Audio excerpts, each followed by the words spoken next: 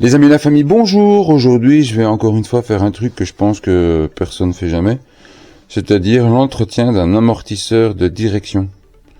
Amortisseur de direction d'origine de Suzuki SV1000 ou GSX-R. C'est le modèle qu'on peut trouver. Donc c'est un simple où il n'y a pas de réglage. C'est-à-dire que tu as l'huile qui est dedans d'origine et puis c'est tout. Et plus tu vas vite, plus il bloque. À l'intérieur de ça, évidemment, on a un piston, on a des cannelures, on a de l'huile d'un côté. Quand tu pousses, tu fais repasser l'huile d'un côté à l'autre.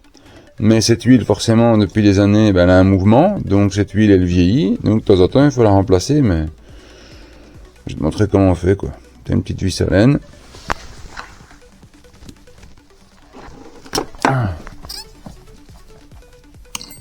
Tu ouvres.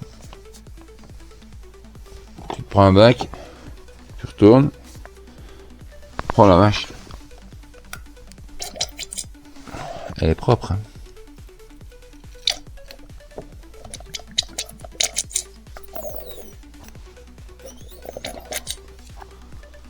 C'est dégueulasse.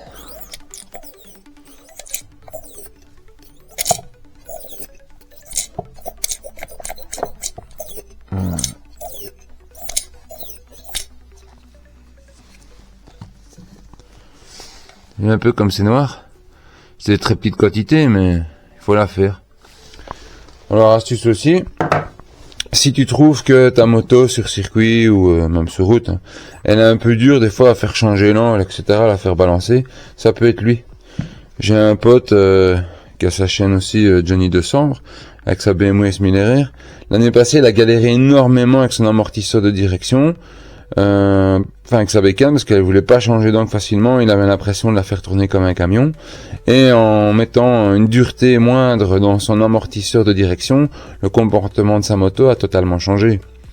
Ici, vu que c'est une machine d'époque, on va dire ça comme ça, t'as zéro réglage. Donc comme t'as pas de réglage, le seul moyen que tu puisses améliorer ce problème, c'est en mettant de l'huile plus fine. J'ai aucune idée, pour être honnête avec toi, de l'huile qui est dedans d'origine, mais les indices, à mon avis, ça devait être quelque chose comme de la 10, mais je sais pas. Donc à vérifier, et si tu le sais, tu le trouves, tu peux le mettre en commentaire, hein, ça peut aider les autres. Mais moi je sais que je vais mettre de la 5, quelque chose de plus fin. Maintenant pour le remettre dedans, l'idéal, soit faut immerger et pomper, tu vas salir et gaspiller, ou alors je vais te faire un petit montage, tu vas voir. Voilà, donc moi j'ai préparé mes 10 ml d'huile, hein, donc moi j'ai choisi de mettre de l'indice numéro 5. Comment injecter ça sans en foutre partout? Il y a une astuce toute simple. Tu te prends un bout de tuyau de cristal, comme ceci, et tu te chemises un petit entonnoir dessus. Tu l'emboîtes par l'extérieur de ton vérin, facilement. Ça c'est tout facile. Et à partir de là, tu injectes ton huile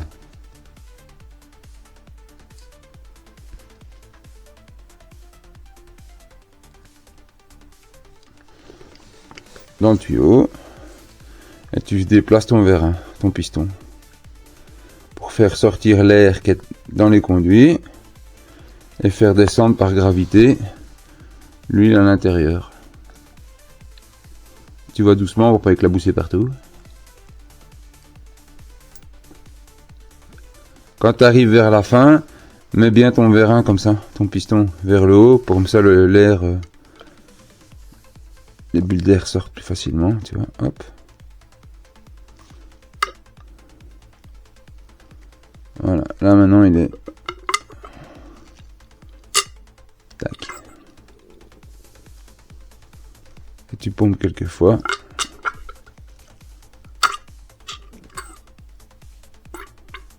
Là, tu le mets plus ou moins au milieu, d'accord. Tu enlèves ton entonnoir et tu remets simplement ta vis à laine et c'est déjà terminé. Même chose, ça aussi, c'est un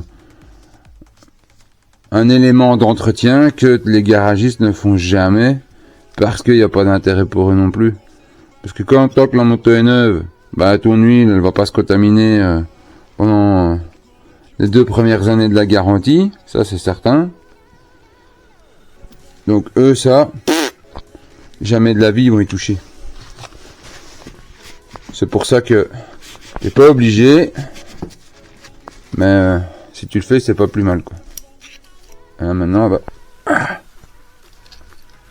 donc, j'ai mon petit moment creux et ça travaille bien. Voilà, pas plus compliqué que ça. Merci pour votre soutien, les likes et les petits pouces bleus, ça fait plaisir sur la chaîne. Donc continuez.